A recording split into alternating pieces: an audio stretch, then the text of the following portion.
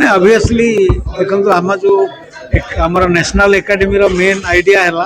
जेटा awareness आनिमा different organisation including आम society तेणु society जदि लोक गोटे जानी पारु नाही एटा तो स्टार्ट हुए आप जैसे मुझे कहली मो ये आमर इंडिया रे लगभग 5 लाख ऑर्गन ट्रांसप्लांट दरकार हुए प्रति वर्ष किंतु आमको ऑर्गन डोनेशन टा गोटे होची आमर पछरे आम रही जाइए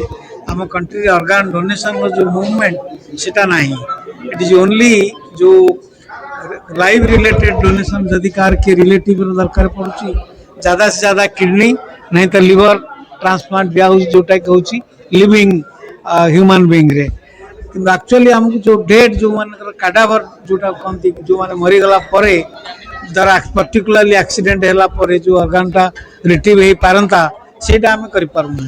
तार मेन कारण है आमर भितर यहाँ अवेयरनेस ना